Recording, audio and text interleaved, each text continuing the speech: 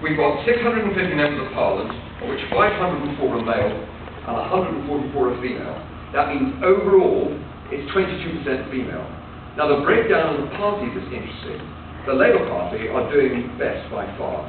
They've got 258 lady MPs, so they've got 258 MPs, from 81 are ladies, so 31% of their MPs are women. Then you go to the Conservative Party, where they've got 307 members of Parliament, but only 49 are women. That's only 16%. And then you've got the Third Party, which has only got 57 seats. They've got 7 women, it's only 12. Now, the best you can say about those figures is that they're not good, but they're getting better. And there had been a problem. I'll just give you an example, I think it might interest you. When I was trying to get into Parliament in the 1980s, obviously it was a little bit like, where are you applying for this week? And you know, it's almost like a travelling circus going around. And what was happening to a lot of the girls that I knew, you know, they would go up before the party workers. And I think it may be the same in the Republican Party, but in the Conservative Party, the parties tend to be widows, okay? Why? Because the ladies live longer, okay?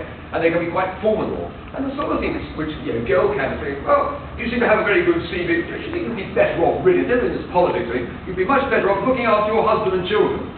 Oh, great, you know. So there's a conservatism there was holding women down. And certainly when I was getting into Parliament, girls found it very hard to get a decent seat. Now, let's have a look at the Labour Party now. The same thing was happening in the Labour Party, but for a different sort of small C Conservative. Labour Party, now I have to generalise it, but there would be blue-collar workers, okay, trade unions, all that sort of thing. The sort of person who might really believe it and say, well, the best place for a woman makes back home making my tea, okay? Too much yapping going on anyway. Much better down here in the kitchen. You want to go to Parliament, do you? But I know that I'm only carrying up a bit to make the point that now the Labour Party, to their great credit, they thought we're going to stop this once and for all. So they introduced a party rule which gave the leader the opportunity to look at a seat. So maybe the MP has died, okay? And there's going to be a selection for candidates. You can say, this is now a female-only shortlist. Great. So suddenly, a lot of women are being adopted as candidates. And of course, you can see what's going to happen. A would-be local male Labour candidate said, this is unfair. I have been treated as sex discrimination. And of course, all the others said, no, you're a man, it doesn't count. Sex discrimination is about being horrid to women, not being horrid to men. They deserve it. And the court wouldn't go along with that. And so they ruled all women shortlists to be illegal. But by then, a lot of these ladies have already been selected. So that's why the Labour Party is doing so well. When David Cameron became leader of the Conservative Party in 2005, he was determined to try and do something about the lack of women in Canada. So what he did, and I don't know why it was never challenged, it was clever, but I think it was illegal. He devised what he called the A-list and the B-list. He looked at all the constituencies in the country and said, I'm going to support some A-list and some B-list. The A-listers were the ones where basically we should be able to win with a bit of luck. And then he made sure that the female candidates applied to A-list. And so we've got more women than we used to. Now, where's it going to go? I don't think we will ever see a stage where there's 50% women in the Parliament. The reason for that is this. Being an MP is not a good job if you've got primary responsibility for healthcare. Now, I deliberately put that in sort of a gender-neutral way. It isn't a good job for somebody who's primarily responsible for looking after children. Now, there may come a day when boys have babies, but until that happens, broadly speaking, women are going to have primary responsibility for childcare. That's just the way. Do I like it? It's one of those things. I don't like the fact that it rains at Wimbledon. You know, it's stuff, okay? I think if we can get to a situation where about 40% of the members of Parliament were women, then we would have done it without rigging the rules, and it would be sort of fair. I think we're sort of on the way there. I mean, one of the things that the Conservative Party had to do was stop these dreadful old crows who would turn around and say, you'd be better off looking after your husband. Now, when they are selecting a candidate, they've got an official from the Conservative Central Office who is actually run through the briefing about what they can ask and what they can't, okay? And they are not allowed to ask, are you married? Do you have a partner? Have you got any children? What your sexual orientation is. So now, in a sense, it's got much more neutral. But I think there's only that slight degree of praise. And the irony of it is, it's coming from women themselves. It's a good question, isn't it? Any more for any more? I won't prolong the answer, I just said to you as well, I never jump. When I was a student, I had one of those visible faces, wherever I put it, you know, the lecturer said, right, I'm sure you must have a question for me, and I just don't do that to people. So what I think I'll do, I'll do it like an auction. I'll do some going, gone. And if there is a question that needs to be flushed out, well and good, which you won't go, oh, you're asking something, you're old brother. Any more questions going once? Lady there. Would you say that your philosophy that divides your conservative and your liberal parties are economic-based like ours? There's certainly that, but also, if you allow me to do that, broadly, it was much easier to find the difference between the Labour Party and the Conservative Party before Tony Blair. Because before Tony Blair, the Labour Party was socialist. Now, I'm not saying that there are no socialists in the Democrat Party. I think actually necessary. Well, they don't go around putting it on their election address. I can promise you that. They call themselves liberals, or the liberal persuasion. And yet, until Tony Blair became leader of the Labour Party, many Labour MPs called themselves the socialist MPs of Macclesfield, the socialist MPs, they regard themselves as being heavily left of centre, and certainly to the left of the Democrats. And they brought a series of elections post-war on manifestos which were effectively communist. I mean, let me tell you, up until Tony Blair became leader, the Labour Party was called Clause 4, was pledged to nationalise all the major industries. It was pledged to abolish private education. It was pledged to make inheritance taxes so punitive that basically you couldn't leave anything to anybody. Those are the sort of mainstream policies. I'm sure there are some Democrats who believe that, but most Democrats don't. So they were a very socialist party. Now, what actually happened was that they lost heavily in 1979 on a very left-wing manifesto. So in 1983, what did they do? They produced one which was even more left-wing, described by one Labour Party that our election manifesto in 1983 was the longest suicide note in history. And they kept on doing that. Tony Blair basically said, look guys, if we ever want to get back into power, have ministerial crowd and everything like that, we're going to have to stop doing that. And so what Blair did, quite shamefully, he modelled himself on Bill Clinton, not then, on every respect on Bill Clinton, but politically on Bill Clinton. He picked up the Labour Party, he stuck it in the centre ground of British politics. That is where it is. And to convince people, you have to do this. People used to vote Conservative over and over again, not particularly because they like the Conservatives you've done, but because every Labour government, as it happens now in the last one, has screwed up the economy. It always happens. When they get in, they ruin the public finances, the whole thing collapses. The Conservatives are going to come back and straighten the whole thing out again. And time again, I used to have people saying, I was being considered, we don't actually like Conservatives, but at least you guys know how to run the economy. They don't want their service, their currency wrecked by high interest rates and everything. And that was why the Conservatives always won. So when Tony Blair was repositioning the Labour Party, what people would say, well, hang on a second, you mean you would run things in a responsible Conservative way, fiscally, just like Bill Clinton did, but we could do it all fluffy and self-righteous and liberal. Yeah, that's what I'm saying. And I said, yeah, we'll do that. So suddenly Tony Blair became an absolute election-winning machine. So many people in his own party said he was really a closet Conservative. They find it far harder to tell the difference between the Labour Party and the Conservative. It's changed a bit now. The way we see it now, we're all capitalists now. And before the fall of the Iron Curtain, a lot of Labour MPs actively looked towards Russia as their ideal. They made fraternal visits there and all that. But that's all gone now. Not even China's capitalistic. So yes, the Labour Party now believes in free market economies and all that sort of thing. But if you scratch it a little bit, they feel quite wistful about it. And they still believe that the state knows better. They still believe that there are things the state should be doing. So we all believe here, that's why we cited with America, we believe that in universal health care. That becomes very popular over here, terribly popular. But whereas people like me would say that I would like to universal health care provided the way they do on the continent, basically what happens in Spain, Germany, Luxembourg, Belgium, places like that, the state forces you, it is forces you to pay a sum of money into a private healthcare plan. And if you can't afford it, the government will do it for you at a basic level. But of course, there's still competition. You're going to this healthcare provider, I'm going to that healthcare provider. So they've actually got to compete for our business. Now, that works very well on the continent. Now let me give you a real-time example. Before I came up here, I needed to get some painkillers from my local healthcare, and they closed for 2 hours for lunch. And I said, I actually said, well, that's a bit much in itself. Come back later if you want them. Because there was no competition. Now, Conservatives say, no, there should be competition. So one thing for the state to ensure that it is there, does the state have to do it? So there are lots of arguments like that as well. Take education. The Conservatives have been very successful setting up these sort of academies. These are state schools which basically run themselves. They're essentially run by the teachers, whereas the main one is they are run by a local authority. So Conservatives much more wanting the local community to get on and do it, people standing on their own 2 feet. And that's why I say that somebody like Bill Clinton would feel quite happy in my Conservative Party. Because I can take a number of my Democrat friends, and if I pop them onto the centre, to the left of the Labour Party, so they really got to talk to them, they would not feel comfortable. And it's different. I mean, I'm sure that John Birch, I've heard people say that Barack Obama is a communist. Well, I'm sorry, but not by British standards. I promise you.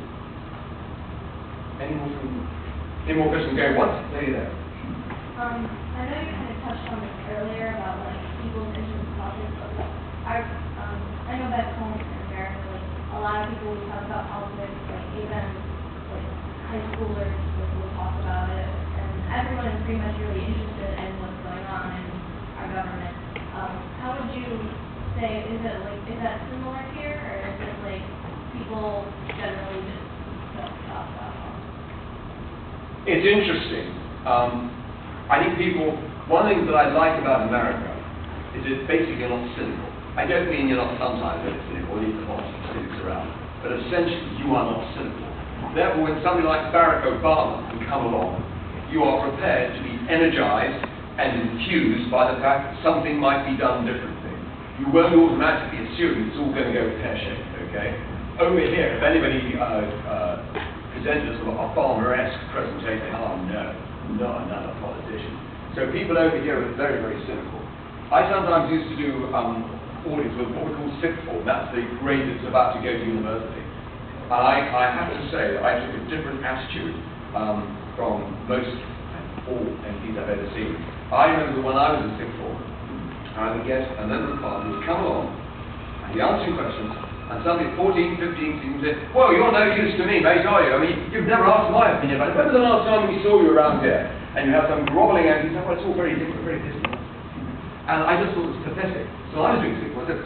So you want to come and see me? You want me to see you? Right, okay, I've got 75,000 people in this constituency.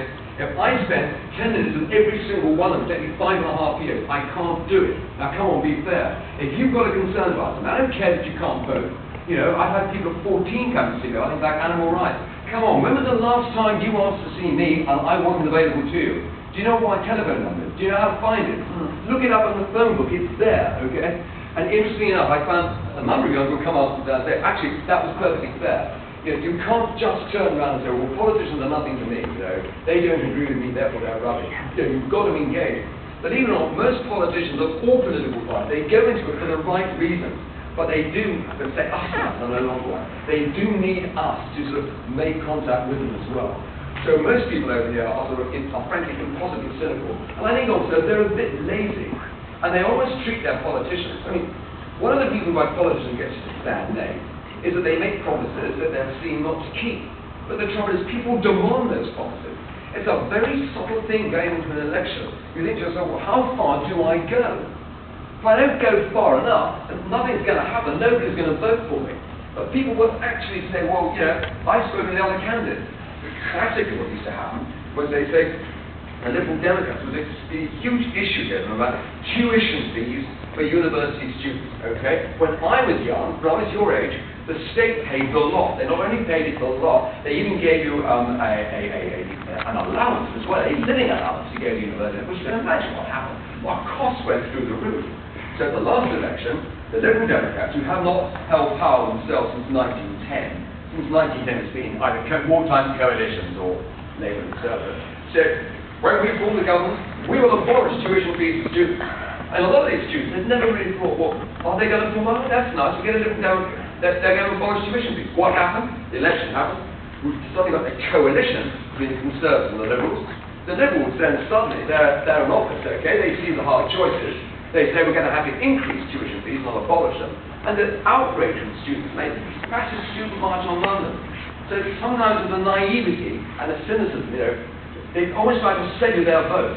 And I don't like that, I never did. It's quite extraordinary public meetings. I was actually told you going to take that vote elsewhere. You ought to buy your vote, you're looking for the wrong person on it. My impression is it's not that bad in America. I don't think it's that bad in America. The the fact that you've been asking sort of questions, the fact you actually, that delegate you're about, Mike McCarthy was talking to, the delegate there was talking about, philosophy to form the underpinning of our democracy, makes me think that, better American is here. I can take another question, then I'll wind up. Thank you. You mentioned that you felt that Democrats would feel very at home in the Conservative Party here. Some of them. And some of them. Would it be like the Republicans also kind of feel at home, or is there a separate party that they would kind of fit into here? No, I think to be fair, I regarded John Kerry as a pretty conservative figure. He came across as a fairly conservative figure. So therefore, I think that he would feel sort of reasonably at home in my Conservative Party. But if I go to the other end of the Republican Party, sort of on their right, I don't think that, you're expecting that they would no way, they would even regard me as a pinko. They would really look at me and they would say, you say you're a right winger, Patrick. You're just not ticking the boxes. You're really like a Democrat, frankly. So there's an extremity in the Republican Party which you would not find in our Conservative Party. I think, picking up on something the delegate mentioned a while ago, was the fact that we don't, you've got the religious right in Iraq. I never know why you don't have the democratic religious left. I don't see why you don't have the religious, God will join all of us, we're doing that side of it, but the Republicans seem to have actually got it out there working for them. But you don't get that here. So the far outer reaches of the Republican Party would regard me as a bit of a pinko, a bit of a communist doing, and they then look at the Labour Party, basically. Right, the reason I wanted a few minutes with you at the end is this. I'm sometimes asked these sessions, I thought I'd just pick it up. Are the Americans popular over here? And the short answer is yes. People over here like Americans and they like America. They don't always like your presidents, which is probably a bit unfair to some of them, but let's be fair, American presidents come and go. America is America. So there's no doubt about over here, not bad the exceptions, on the whole, people really like America. So why would that be? Well, basically, it's easier for me to articulate why I'm so popular, although because of my age, but my children get it as well, but maybe not quite so obviously. Basically, I was born in 1948. I wasn't actually in the war, born 3 years after, but frankly, I might just well have been in the war. It was the total backdrop to our lives in the 1950s. Well, take food rationing. Food rationing. I remember that extremely well. I got slightly more food than my parents, but not that much more. I remember as well all the bomb damages around. I also remember that our mothers, our fathers, our brothers, our sisters, the older ones, they'd all gone off to war. They hadn't all come back. And I also realised that, at a very early age, that my country had almost been invaded and conquered by Germany. And so we were all very conscious of that. And the story is well enough known. By 1940, Hitler completely rolled over Europe. The only country left standing was Britain, and the invasion of Britain was all ready to go. It's called Operation Sea Lion. The invasion marched to all of their places in the northern French ports. German soldiers undercamped. The whole thing was waiting to happen. And the only reason it was launched at once is because Hitler needs aerial superiority before the invasion can take place. And so in the spring and summer and autumn of 1940, we had what we called the Battle of Britain. And the Battle of Britain was the term we give collectively for all those aerial combats that took place over the South of England. And the protagonists, the Luftwaffe, the German Air Force, superbly well equipped. Very, very well trained pilots, extremely brave young pilots as well, and inexhaustible supply. Many of them had combat experience in the Spanish Civil War. So a formidable fighting force. And on the other hand, a very under-equipped and undermanned Royal Air Force. Why was the Royal Air Force so under-equipped? Because we hadn't been preparing for war for very long, and the Germans had.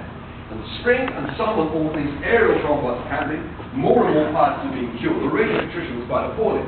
And of course, they were very young, typically 18 and 19, even one or two 17-year-olds as well. And the more that were killed, the more that had to be trained, and the more that were being killed, the training programs had to be driven down the time. And by the time we were getting to August, a lot of the new fighter pilots getting into the skies, they only ever fought one combat mission. It was our first and last, because frankly, it was dead meat to the much more experienced German pilots. And there was very much a feeling over here that there could be a time when there will be no pilots in place, and what happens then? Well, we never reached that point, because on September the 15th, Hitler postponed the invasion of Britain because he too couldn't take the casualties any longer. He'd been promised by his people that he'd get rid of the RAF in 10 days, and it didn't work out that way.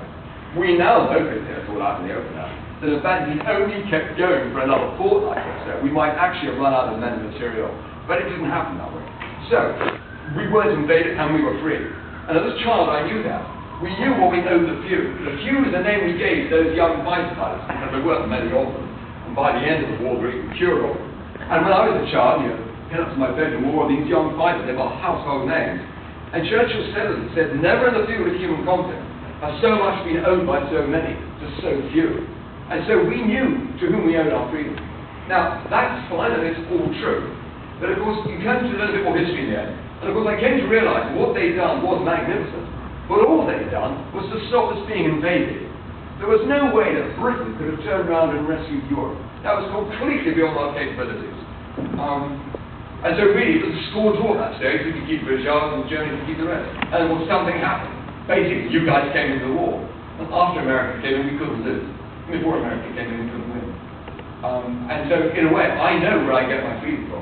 It's all very well to say that, I've had my freedom to be in the British Isles. The reason I was free to be in the world, and the reason why countries like France are free at all, is because a lot of your grandfather's generation came back from the new country, back to the old country, and fought and died alongside it. That is what has made the difference. So I know where I get my freedom from, and frankly, it creates an enduring debt. And that's why people will like the Americans over here. It's as straightforward as that. Now, does that mean you're popular throughout Europe? Well, I don't answer to Europe, guys. I'm just a Brit. I answer to Britain, okay? And there is no doubt that you've got some people on the continent slightly less than generous at times to America in the world today. Why is that? Well, it's because sometimes you will make mistakes, and you're bound to. Why? Because you're the top dog in the world. We used to be the top dog. We used to make mistakes. And we don't want the job back, okay? You can hang on to it. But it does actually mean that sometimes America gets criticized more than it should do. And what everyone wants to say is, if it ever begins to worry, if you get wobbly about America, just have a look at the American Declaration of Independence. The opening line, certain truths we hold to be self-evident, that all men are created equal, are endowed by their Creator with certain inalienable rights, amongst which you number life, liberty, and happiness. I think those words are great. And I think they're great, and I think they work as well now as they ever did, because they're actually defining your American agenda for you. Because you're a bunch of people who came together not as with an idea of nation was based on race or nationality, but basically around an idea of freedom. That's the sort of people that you are. And what I'm really saying to you is that I hear a lot from the enemies of America. I mean, too many enemies of America. I mean, a lot from America itself. What I'm really saying is, don't ever let that get you down. I mean, I appreciate in one thing you can't help, and that's the fact that you're not English. And obviously, a lot of people really like the English rather than the American. I can understand that. But I would say this to you, that I was born in England. If I hadn't been born an Englishman, and I hadn't said, I would want to be born in America. Because I think this is a fabulous country. And when I do hear those words, God bless America, I don't think it's I think to myself, thank God for America. And if I can think that as a Brit, you should certainly think that as American. That's quite enough from me. It's been great talking with you. A lot of your tasks, I accept that. It's just one of those things on the phone. But if you want to do the group photograph, we'll do it. If anyone else should say what I've heard so many times in America, there they usually mean it. Go away and have a good